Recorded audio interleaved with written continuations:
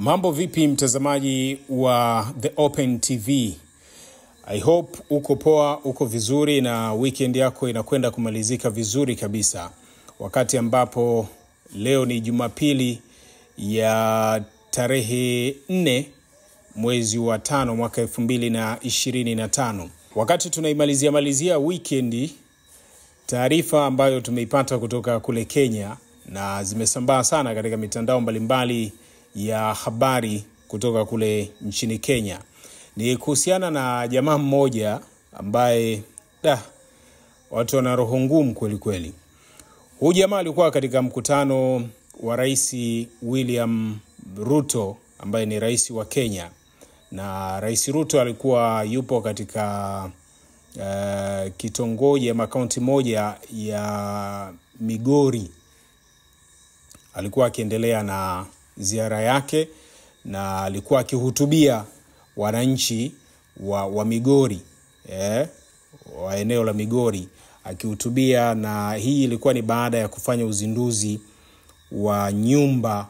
Ilikuwa ni mradi wa nyumba za gharama nafuu, takriban nyumba 298 za gharama nafuu kwa lengo la kuwawezesha wananchi kumiliki nyumba pale nchini Kenya. Sasa kuna mwamba mmoja yeye akajitoa muhanga wakati Rais Ruto akiendelea na hotuba yake.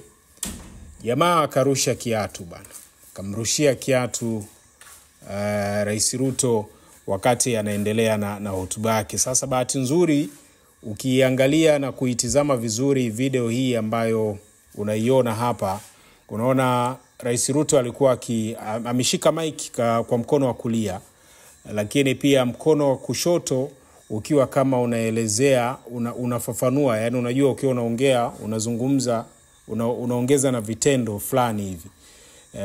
Mikono inakuwa inacheza. Sasa wakati ule mkono wa kushoto unaendelea kutoa maelekezo kusupport kile ambacho anakiongea, mwamba karusha kiatu, na bahati nzuri kile kiatu kilienda kupiga ule mkono wa kushoto ambao ulikuwa ukielezea na ukitolea kama ufafanuzi wa kile ambacho Rais Ruto amekuwa akikizungumza kwenye huo mkutano.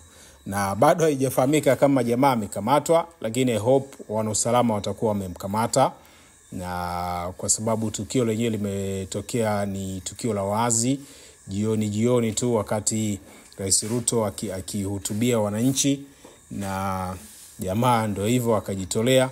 Lakini Kenya kumekuwa na matukio kadhaa, na hasa siasa za Kenya kidogo zimekuwa tofauti na za nchi za Afrika Mashariki kwa sababu kuna uhuru fulani ambao wananchi wamekuwa wakiupata. Na ili tukio inawezekana huyu jamaa sijui alijitoaje muhanga mpaka kurusha, na wanausalama walikuwa wapi, kwa sababu unaona kiatu hakijatoka mbali sana, kimetoka eneo la karibu tu, eneo la karibu ndio kiatu kimetoka, mpaka jamaa akaamua kurusha hivyo. Sasa kwa asili ya siasa za Kenya, unajua Kenya kumekuwa na mvutano mkubwa kwenye masuala ya kisiasa. Wapo wapinzani ambao wanapinga kile ambacho kimekuwa kikifanywa na serikali ya Rais Ruto, na hasa katika masuala ya kodi na mambo mengine, wakiwa hawafurahishwi namna ambavyo amekuwa akiendesha serikali yake, na wengi wamekuwa wakiandamana na kupinga mara kadhaa, kusema Ruto must go. Kwa kumekuwa na siasa fulani hivi za Kenya ambazo ni tofauti kabisa na za mataifa mengine ya Afrika Mashariki. Sasa hilo ndilo ambalo limetokea kule katika kaunti ya Migori nchini Kenya, ambako Rais William Ruto alikuwa akihutubia na kufanya uzinduzi wa nyumba takriban 298 kwa ajili ya kuwakabidhi wananchi nyumba za gharama nafuu kabisa. Kwa mwamba bana alijitoa wa mwamba katika mji wa Kechacha.